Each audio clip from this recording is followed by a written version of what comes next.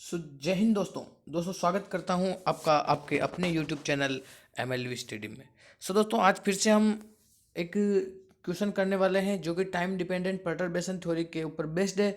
और वो question basically adiabatic approximation और सडन अप्रोक्सीमेशन का ही कुछ है, लेकिन यहाँ एडियाबेटिक और सडन अप्रोक्सीमेशन तो अपन नहीं लगाने वाले, फिर भी बेसिकली जो क्वेश्चन है वो भी अपन करने वाले। तो क्वेश्चन इस प्रकार से है कि is initially each particle is initially t equals to 0 in ground state open infinite wall one dimensional वाल पोटेंशियल। ठीक है, ये आपको क्वेश्चन दिख रहा होगा with value at x equals to zero to, value कहाँ पर है, x equals to zero to a पर है। ठीक है, तो अभी राइट नाउ अभी अपने को क्या करना है कि इसका जो फर्स्ट पार्ट है क्वेश्चन में वो क्या है कि if the wall at x equals to zero is moved slowly to x equals to eight a, find the energy and wave function of the particle in the new wall.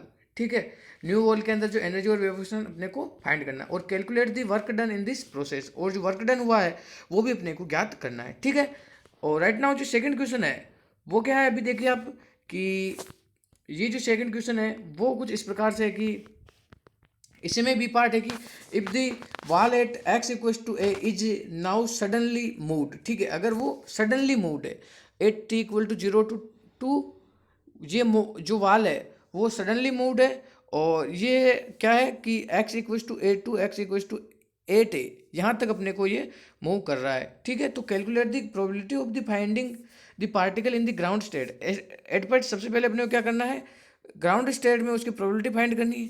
ठीक है, उसके बाद अपने को क्या करना है, उसके फर्स्ट एक्साइटेड स्टेट में फाइंड करनी है, और उसके बाद अपने को क्या करना है, सेकेंड एक्साइटेड स्टेट में उसके जो पार्टिकल है उसके प्रोबेबिलिटी फाइंड करनी है होने की। ठीक है, तो अभी इसका मैंने सॉल्यूशन करके रख रखा है, तो अभी मैं आपको सबसे पहले इसका ए पार्ट करते हैं। ठीक है, तो ये अभी देखिए आपके पास ये मैंने ए पार्ट का सॉल्यूशन करके रख रखा है। तो सबसे पहले हम क्वेश्चन समझते हैं एक बार वापस कि क्वेश्चन ने क्या कहा है कि अभी एक सेकंड, तो क्वेश्चन में ये कहा कि जो अपना जो वाल है वो स्लोली मूव होता है, जो वाल है वो स्लोली मूव होता है। ठीक है, तो x equal to zero to at, पहले ए पर तो पहले ही था लेकिन अब ये एट ए पर। ठीक है, ये आपको डायग्राम दिख रहा होगा कि ये x इक्वल टू एट ए पर, जो कि ये स्लोली मूव है, इस प्रकार से ये क्या कर रहा है, ये स्लोली मूव है। ठीक है, एट ए पर। ठीक है, तो इस कंडीशन के अंदर अपने को क्या करना है कि अगर ये एट ए पर चला जाता है तो इसकी न्यू एनर्जी फाइंड करनी है, प्लस इसका जो वेव फंक्शन होता है वो क्या फाइंड करना है। ठीक है, तो अभी हम सब जानते हैं, आप भी जानते हैं, मैं भी जानता हूं कि ये देखिए अभी क्या होता है कि जो अभी अपने पास हम जानते हैं कि वन डायमेंशनल पोटेंशियल के लिए अगर कोई पार्टिकल वन डायमेंशनल पोटेंशियल वाल के अंदर है तो उसकी एनर्जी कुछ इस प्रकार से दी जाती है, E n equal to n square pi square h cut square upon two m a square, और उसका जो वेव फंक्शन है वो कुछ इस प्रकार से दिया जाता है root two by a sine n pi x divide by a. ठीक है, तो अभी अभी अपने को इस क्वेश्चन में क्या करना है, ये जो वाल है वो कहाँ तक, कहाँ से कहाँ तक मूव करे, ए टू एट ए। ठीक है, यहाँ ए टू एट ए तक मूव कर रही है। ठीक है, तो अगर ऐसा है तो अभी अपने को न्यू पोटेंशियल है उसके अंदर अपने को न्यू एनर्जी फाइंड आउट करनी है।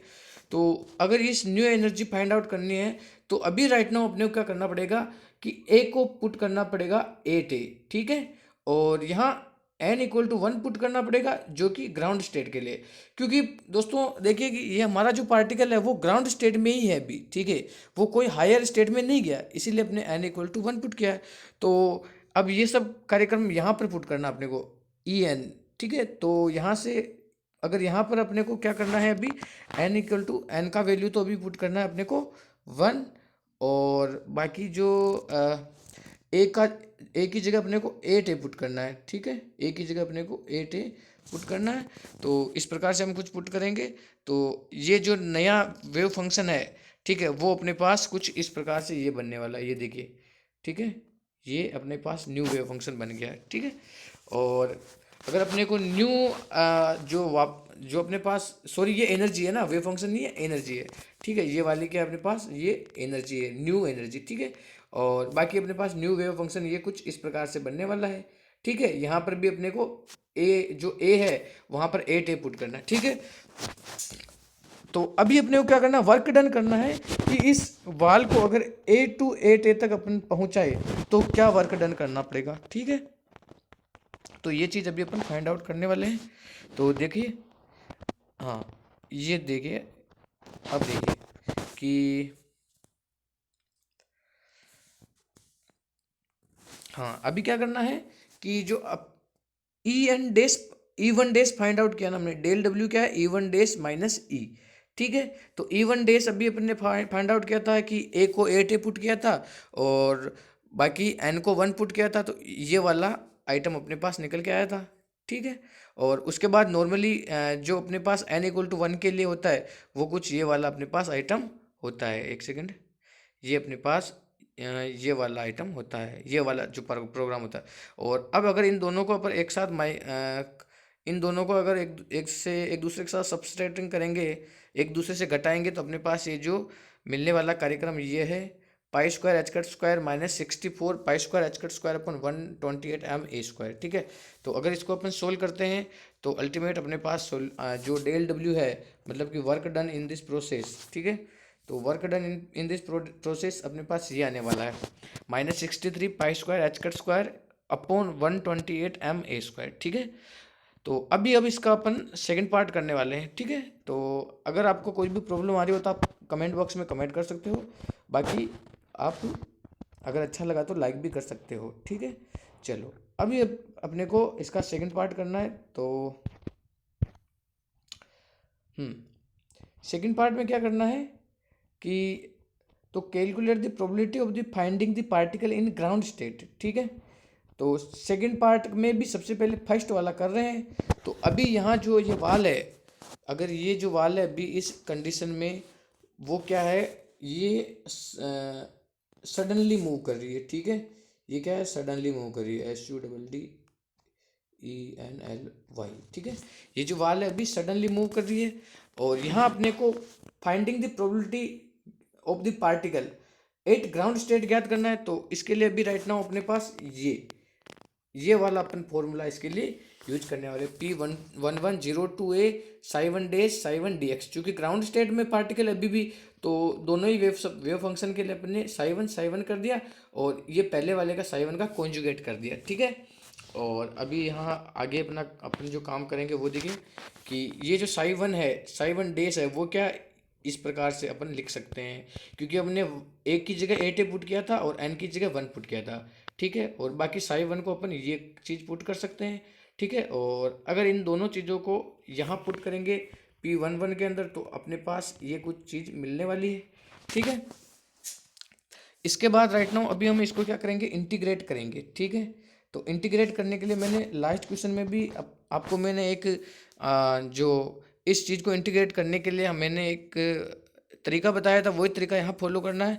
तो यहाँ हमें क्या करना है, 2 sin A sin B का फॉर्मूला था cos A minus B minus cos A plus B. ठीक है, इस प्रकार आपको सोल्व करना है और सोल्व करने के बाद जो आपके पास जो आंसर मिलने वाला है वो राइट नाउ अभी ये मिलने वाला है। ठीक है, आंसर क्या मिलने वाला है आपको, ये मिलने वाला है। ठीक है, अब क्या करना है, प्रोबेबिलिटी निकालनी है। तो चूंकि प्रोबेबिलिटी क्या होता है, किसी भी चीज़ की प्रोबेबिलिटी अगर आपको निकालनी है तो वो स्क्वायर करना पड़ता है आपको। ठीक है, तो राइट नाउ अभी अपन इसका स्क्वायर करेंगे। ठीक है, तो ये देखिए अभी हमने इसका स्क्वायर करना है। तो ये देखिए अभी 16, ये देखिए अभी हमने प्रोबेबिलिटी निकालनी है। तो ये ये देखिए P11 के लिए हमने स्क्वायर किया और जब इसको सोल्व किया तो 0.7% आया। ठीक है, तो अभी आपको क्या करना है यहाँ पर वर्क, कि अभी आपको वर्क ये करना है कि P12 फाइंड करना है। ठीक है, अगर आपको P12 फाइंड करना है, ये देखिए ये P12 फाइंड करना है।